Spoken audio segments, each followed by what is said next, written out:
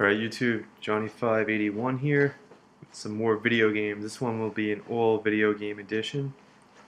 And start with, I usually don't do picks from GameStop. They don't really have anything retro, but right now they're phasing out the GameCube games and the Game Boy Advance games, if your stores still happen to have them. Game Boy Advance games are now 75% off. This one, Jack Ryan radio for the Game Boy Advance.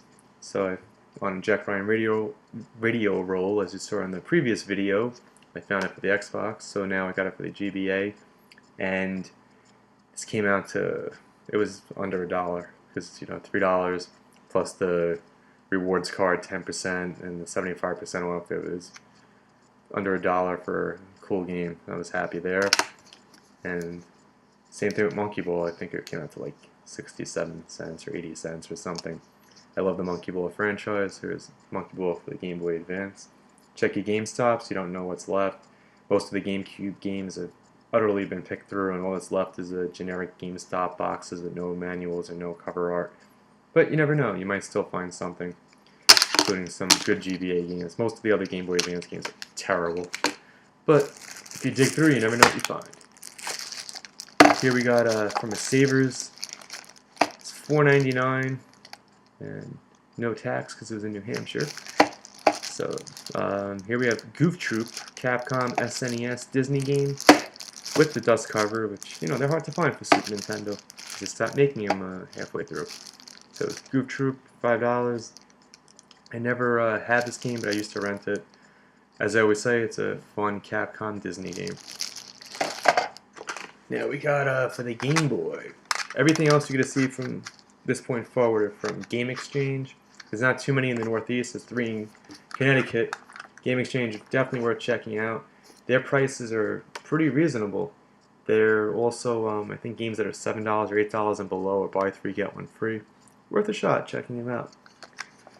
So I've got 2 Game Boy games here. We got DuckTales and Wario Blast. DuckTales is an early Game Boy game. Wario Blast, I believe, came to us the end, not too far removed from, I think, the Game Boy Color shift. Could be a little wrong on that, but good games. You got, DuckTales is classic, and Wario Blast is a fun game.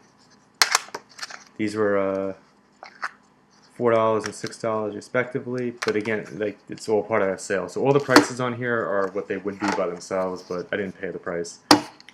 Mission Impossible is $5. At that yard sale I mentioned in the last video, they did have Mission Impossible. I had it in my hand. I think they wanted $5, and I had to pick and choose, and this was the one that I put back because I wanted some of the other games more. I ended up working out in my favor because then I found it for under $5 because of the deal. I don't remember too much about this game. I really don't. I played it definitely a handful of times. I just don't know if I don't have any good or bad memories. Find out soon enough. Here's one of the odd games. We got Yo Noid, Capcom NES game. The Noid, he hasn't made an appearance in many years, but he did have a following at the time. Clean copy, so actually Mission Impossible was as well. 3D World Runner for the NES. This game was cool. It's Acclaim.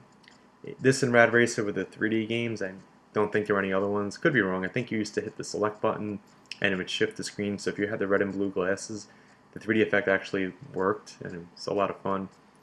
This is not the most complicated game, but it was just so much fun to play, and it was a good busy game. I enjoyed it. I never owned it, but a friend down the block had it, so I used to just go there and play it. I look forward to playing it again because it's been many years. Now we have a boxed copy of Aladdin in the cardboard box. At this point, Sega was putting some in the clamshell, some in the cardboard. Aladdin was in both. I don't remember the exact reasoning behind it. I don't. If someone could remind me, please do. Because I know some games are only in one and some are only in the other, but there was that crossover period, and I don't know why some games appeared in both. This was in, I went to 3 game exchanges. There's only 3 in Connecticut, and I literally have to pass them on my travels.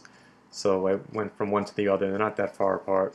In the second one, I had found this, and there was a couple with a baby walking around, and I had it in my hand, and I was walking around, and then they must have been looking for Aladdin, because then the lady went, "Oh no, he's got Aladdin," and the guy kind of gave me that look like, "Oh great," And he goes, "Are you really gonna take that?" I'm like, "Yeah, I like this game. I really wanted it, and I didn't see another copy. There wasn't the Super Nintendo version either." And he's like, "All right." And if I was hesitating, I would have just handed it over.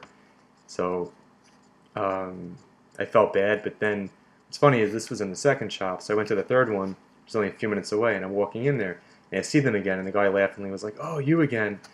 And he's like, "You did take it, right?" And I'm like, "Yeah, I would have totally given it to you if I wasn't going to take it."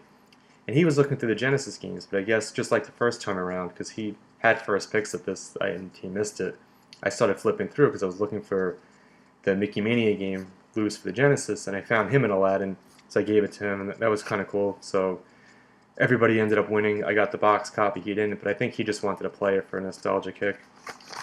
The booklet's in here. I'm not taking out because the cardboard cases fall apart. More boxed games from Game Exchange. Ready to Rumble Part 1 for the GameCube.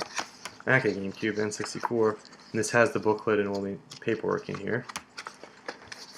Have the Dreamcast. I wasn't going to pass up.